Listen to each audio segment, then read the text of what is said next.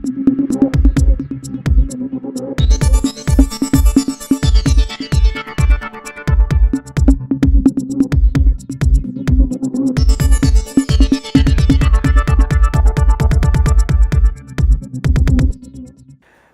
ada cewek kucuk-kucuk dari Harmoni datang menuju ke istana bawa pistol, nodong-nodong sama Pas Pampres. Ya dibekuk. Cewek ini pakai jilbab panjang, pakai cadar, sudah dibekuk. Namanya Siti Elina. Gua nggak tahu dipanggil Nana apa dipanggil Sid. Barangkali dia bermimpi untuk bikin kekacauan di istana negara. Bawa pistol dan pistolnya jenis FN atau mereknya FN. Belum diketahui ini pistol dari pabrik atau pistol rakitan. Yang pasti Siti Elina ini ketika ditelusuri ternyata dia adalah anggota atau orang yang aktif di pengajian-pengajian salah kaprah. Gara-gara salah pilih ustadz, dia akhirnya bertindak di luar kewarasan, mau nyerang istana bawa pistol. Sendirian ya diringkuslah sama Pas Pampres dan sekarang sedang dilacak oleh Densus 88.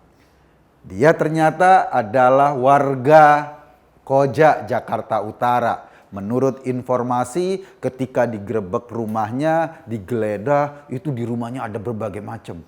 Ada gotri, ada buku-buku yang menganjurkan jihad dengan cara nggak jelas.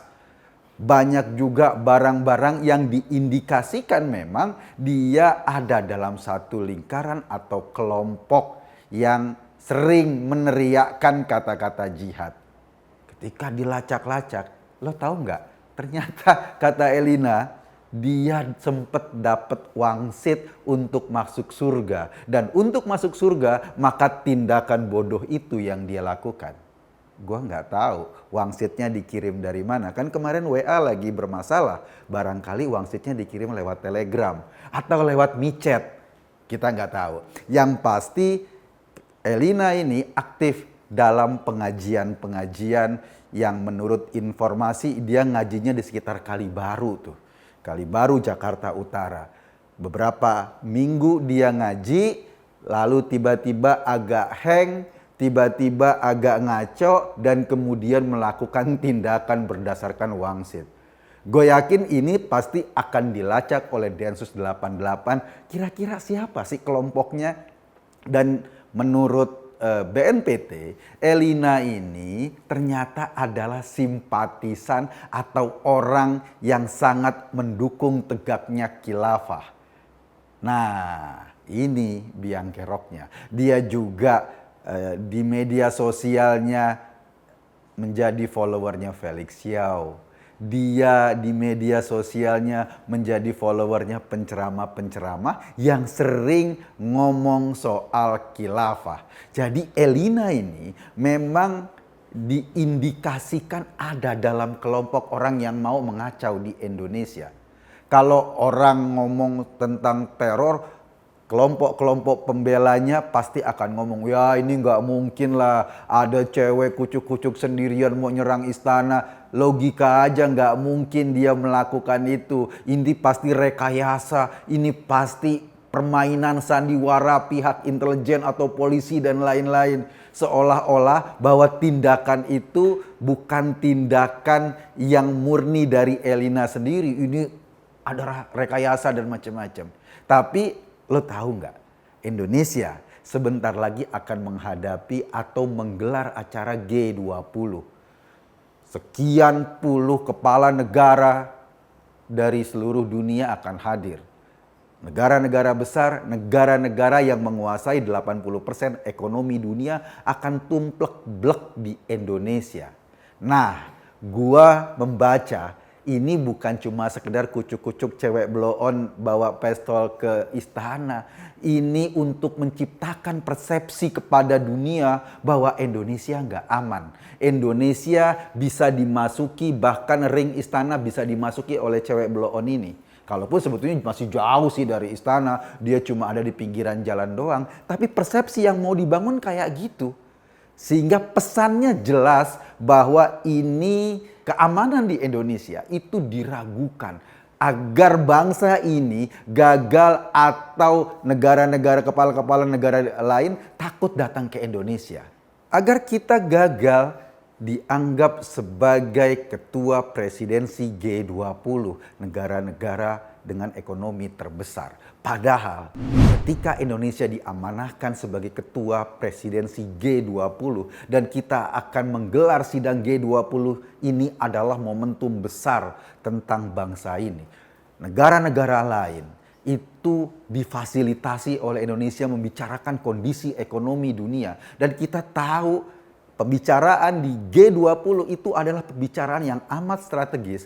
Karena apa? Karena kan saat ini anggota-anggota G20 seperti Rusia, Amerika, Eropa kan sedang tidak sejalan akibat perang Rusia-Ukraina.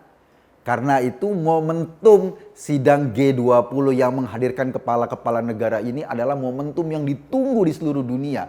Dan kalau kita berhasil, setidaknya ada output yang lebih baik, yang menggembirakan untuk perdamaian dunia. Indonesia akan dapat keplok loh. Indonesia akan mendapat standing applause dari seluruh dunia bahwa kita mampu mencari jalan keluar dari permasalahan dunia yang menyebabkan ekonomi makin morat-marit.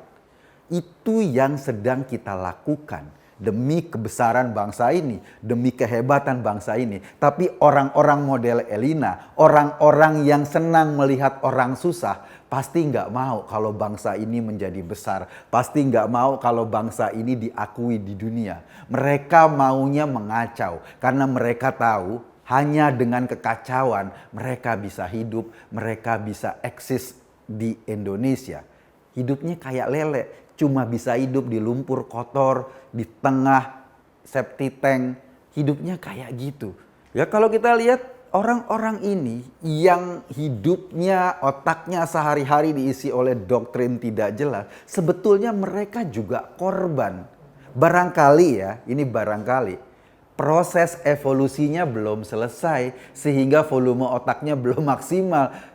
Karena itu gampang didoktrin, gampang dijanjiin masuk surga. Mereka adalah korban doktrin karena ketidakpahamannya dengan pemahaman agama. Sehingga otaknya bisa dimasukin dengan kebencian, otaknya bisa dimasukin seolah-olah mereka sedang berjuang atas nama agama. Padahal mereka cuma pion di antara berbagai pion lainnya untuk menjalankan agenda politik dengan skenario yang besar. Mereka cuma sekrup kecil. Seolah-olah mereka sedang berjuang untuk masuk surga. Surga yang bohong-bohongan. Mana ada orang masuk surga dengan melakukan kekerasan atau cuma nenteng-nenteng pistol kemudian sudah mau masuk surga. Korban-korban inilah yang akan terus berjatuhan. Perempuan-perempuan yang barangkali frustasi sama hidupnya. Barangkali udah gak bisa lihat lagi masa depan yang cerah. Barangkali masa depan itu begitu gelap. Lalu tiba-tiba masuklah doktrin-doktrin seperti ini. Dan sekarang kita lihat trennya makin banyak perempuan-perempuan aktif dalam gerakan kekerasan. 10 tahun terakhir banyak sekali perempuan-perempuan yang terlibat secara aktif jadi pelaku bom bunuh diri. Bahkan anak-anak juga dilibatkan. Di Surabaya misalnya kan ibu sama anak-anaknya meledakkan diri. Ini benar-benar kekacauan. Dan perlu kita catat, BNPT kemarin Pak Muldoko KSP sudah mengingatkan menjelang Pilpres 2024, Pemilu 2024, eskalasi gerakan-gerakan radikal ini makin meningkat. Ada fenomenanya, salah satunya ya Elina ini, Siti Elina, yang kemudian menjadi representasi kedunguan orang-orang yang termakan oleh doktrin yang tidak jelas.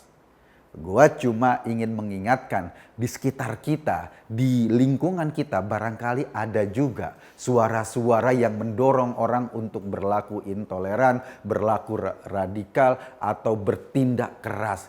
Ini harus kita lawan demi Indonesia. Gue Kakun tadi, terima kasih.